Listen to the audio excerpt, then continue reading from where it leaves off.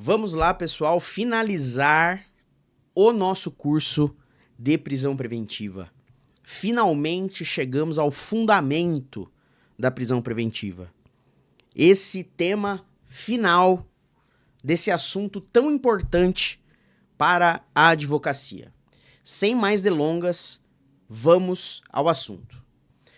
Pessoal, nosso último assunto foi requisito da prisão preventiva. Então eu começo dizendo o seguinte: após a constatação da existência do requisito da prisão preventiva, aí sim nós podemos começar a conversar sobre o fundamento da prisão preventiva. Como nós, vamos imaginar, chegamos a constatar que existe o requisito da prisão preventiva, agora nós temos que verificar se presente está o fundamento da prisão preventiva.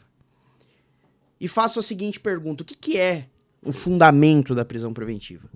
Pessoal, o fundamento da prisão preventiva nada mais é do que o periculum libertatis. Entenda periculum libertatis de uma maneira bem grotesca até da minha parte, é liberdade perigosa. Para que eu tenha uma prisão preventiva, eu tenho que ter o fundamento, ou seja, eu tenho que ter uma situação que demonstre que a liberdade daquela pessoa é perigosa. Existe um perigo se essa pessoa permanecer solta. Essa pessoa, ela deve ser presa porque ela representa um perigo. Ou seja, existe um periculum libertatis, existe uma liberdade perigosa. E quais são as situações que expressam, tá, esse periculum libertatis, essa liberdade perigosa? Uma situação que demonstre que a ordem pública está em risco, uma situação que demonstre que a persecução penal está em risco, uma situação que demonstre que a ordem econômica está em risco, e uma situação, por último, que demonstre que a aplicação da lei penal está em risco. E aqui eu já abro um parênteses, talvez o jeito que eu falei, parece que eu tenho que ter essas 4 hipóteses juntas, simultaneamente incidentes, para que eu possa falar em periculum libertatis. Não. Estando presente uma delas, eu já tenho periculum libertatis, eu já tenho uma situação de fundamento da prisão preventiva, eu vou poder decretar a prisão preventiva dessa pessoa. Então, ordem pública, persecução penal, ordem econômica, aplicação da lei penal são situações alternativas e não cumulativas. Muito cuidado com isso, tá bom?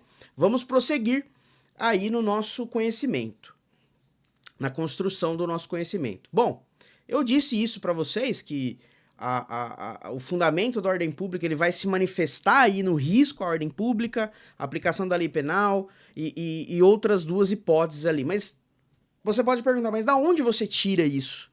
Eu tiro isso do artigo 312 do Código de Processo Penal, logo no caput. Vamos lê-lo para que fique tudo muito claro.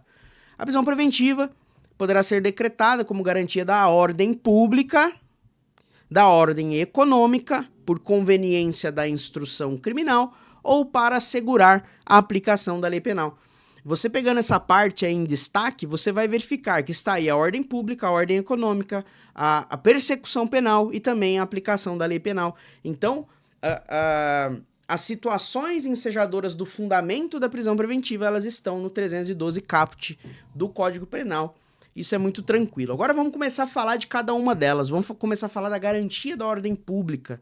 Quando está presente esse fundamento de perigo para a ordem pública, tá?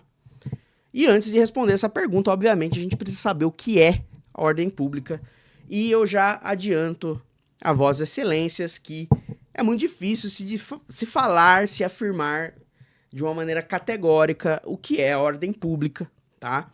De forma que a gente fez até a anotação aí no slide de que a ordem pública, da forma pela qual ela é disposta no Código de Processo Penal, ela pode ser qualquer coisa que o juiz queira, né? O juiz pode, num malabarismo argumentativo, dizer que existe necessidade para a garantia da ordem pública e decretar a prisão preventiva de uma pessoa. Tanto é que esse é o motivo mais utilizado pelo Poder Judiciário para decretação de prisão preventiva, tá? Não que o motivo realmente exista, né? Não que a ordem pública realmente exista, mas muitos juízes dão um jeito de encaixar alguma coisa nesse conceito de ordem pública e acaba prendendo as pessoas. Isso não é correto, certo?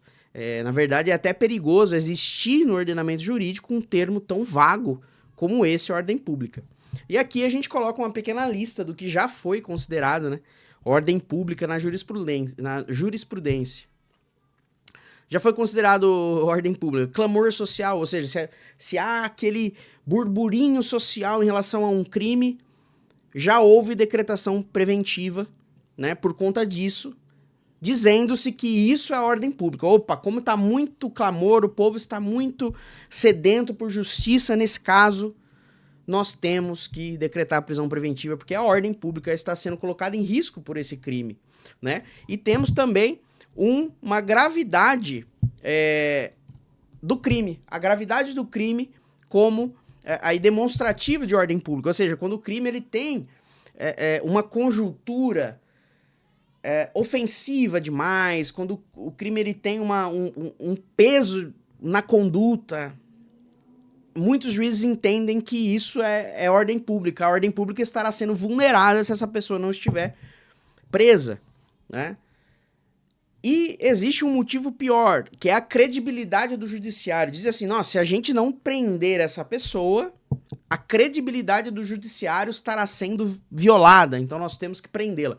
Então veja que várias coisas podem ser consideradas como ordem pública para a decretação da prisão preventiva. Isso é muito perigoso. E o advogado tem que estar extremamente atento e a advogada extremamente atenta à utilização desse argumento para a fundamentação da prisão preventiva, para que venha contestar isso, certo? Bom, diante dessa possibilidade aí de interpretação do que seja garantia da ordem pública, essa interpretação camaleônica, né? Cada hora ela é uma coisa.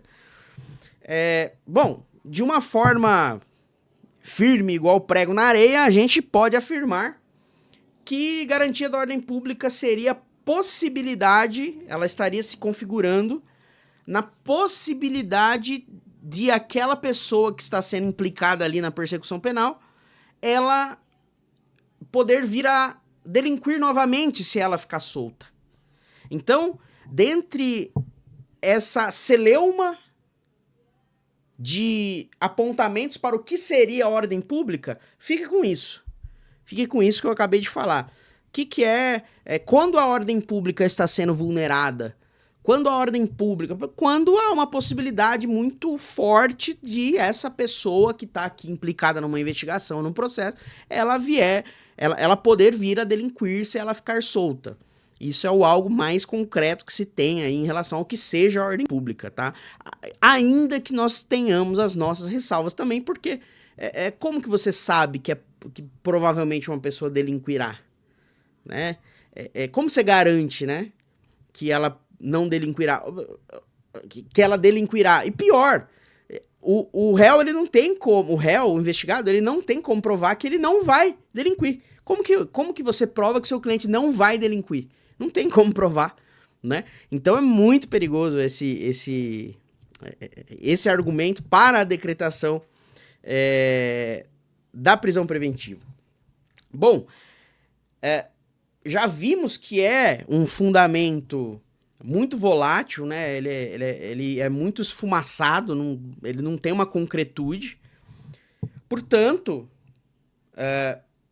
para até corrigir essa volatilidade, né, do conceito, requer-se que, olha, se vai falar que está vulnerando a ordem pública, tem que falar com elementos concretos. Eu tenho que olhar para os autos e encontrar elementos concretos que digam que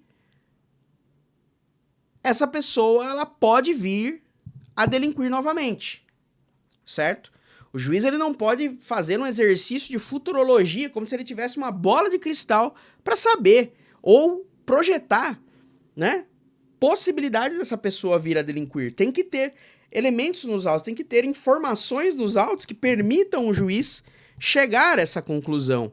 Não pode ele, com elementos abstratos, com exercício de futurologia, com bola de cristal, falar, olha, eu acho que essa pessoa pode voltar a delinquir, então eu vou decretar a prisão preventiva dela. Não é assim que acontece, tá? Só que não, né? Acontece muito, né, de juízes decretarem, Ministério Público pedir decretação de prisão preventiva sem um pingo de prova de que o cara, com base na ordem pública, né, Ministério Público pedindo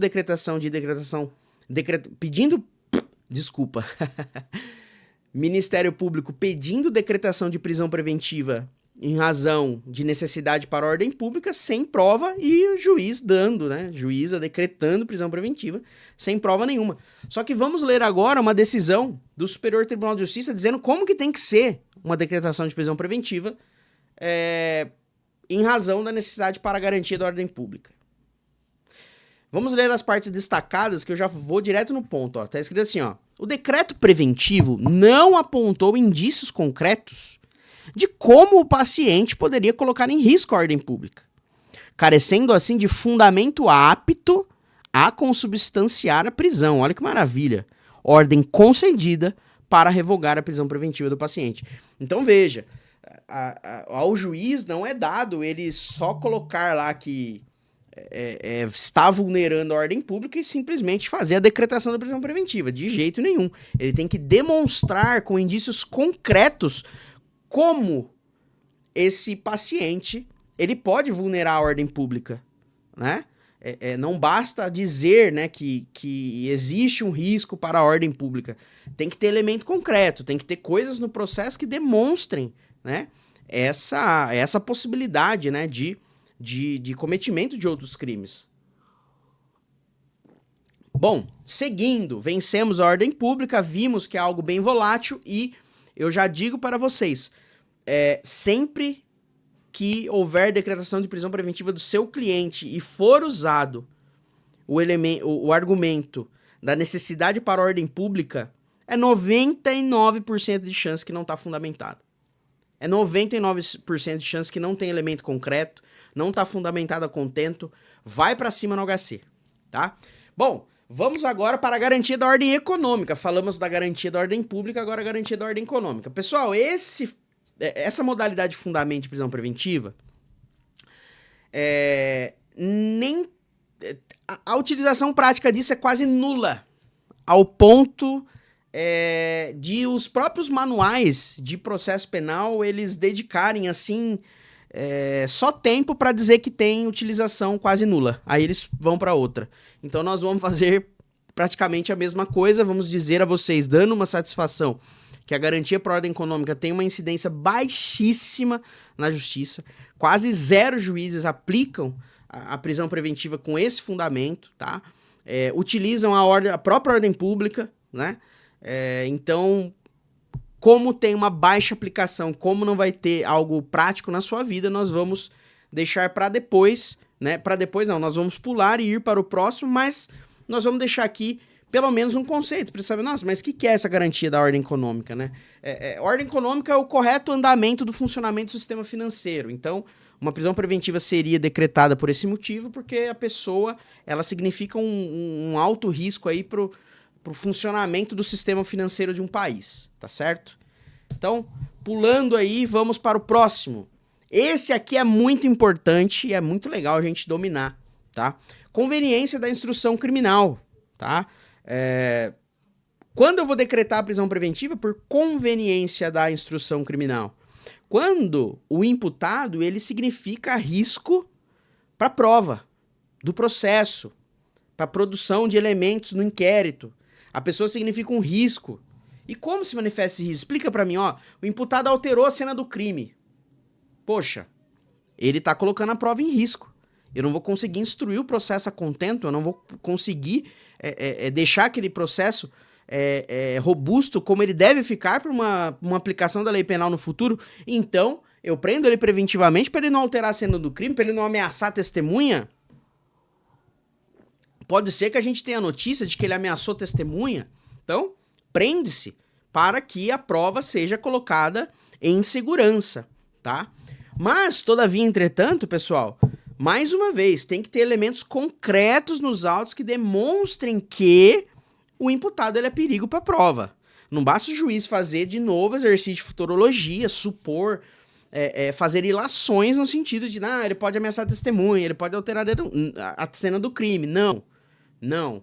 Ele tem que verificar nos autos situações que demonstrem realmente que ele pode, né, o imputado pode prejudicar a instrução probatória, pode prejudicar a persecução penal, tá certo? E trouxemos mais uma decisão aqui do STJ nesse sentido, falando sobre a necessidade de concretude aí, né?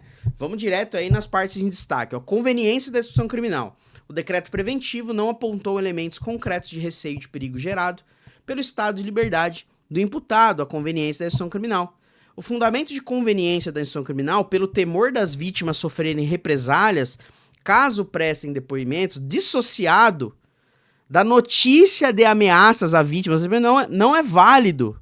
Ordem concedida confirmando a medida liminar para revogar a prisão preventiva imposta ao paciente. Então veja que nesse caso aqui, o que o STJ ele afirma? Ele afirma assim, olha, só a vítima ter medo de represália para prestar depoimento não é motivo para prender o cara. Tudo bem, esse medo pode existir, mas para que haja uma decretação de prisão preventiva, tem que ter notícia de que as vítimas estão sendo ameaçadas, o imputado jogou uma bomba na casa da vítima, mandou um bilhete para casa da vítima falando que ia matar, e etc. Não se pode presumir que o criminoso, o imputado, ele vá, né, agredir testemunha e tudo mais. Não se pode presumir, tem que ter elementos concretos. Senão, a gente pode prender todo mundo preventivamente. Bom, agora indo para o último fundamento aqui, que é a conveniência da aplicação da lei penal. Pessoal, resumindo, quando você decreta uma prisão preventiva sob esse fundamento, é porque existem elementos concretos de que o comportamento daquela pessoa vai frustrar a eventual aplicação da lei penal no futuro. Ou seja, se ela for condenada, muito provavelmente eu não vou achar ela, né? Então, aquela pessoa que pode fugir, mas não pode fugir no sentido de... como que eu posso dizer? Não pode fugir no sentido de que o juiz fala, olha, pode fugir, a pessoa tem dinheiro, ela pode fugir. Não, tem que ter elementos concretos, dados concretos no processo de que mostrem que ela pode se evadir, ela pode se furtar de uma futura aplicação da lei penal, tá certo? Então, como todos os outros fundamentos, todos os outros elementos, como todos os outros fundamentos de elemento da prisão preventiva, também tem que haver dados concretos, não pode ser de qualquer jeito, e nesse sentido a gente trouxe mais uma decisão para que vocês possam acompanhar. Ó, fundamentação idônea, né? Risco abstrato de fuga. Desculpa, fundamentação inidônea. Fundamentação inidônea. Risco abstrato de fuga. Vamos lá, ó. A decisão judicial deve apoiar-se em motivos e fundamentos concretos.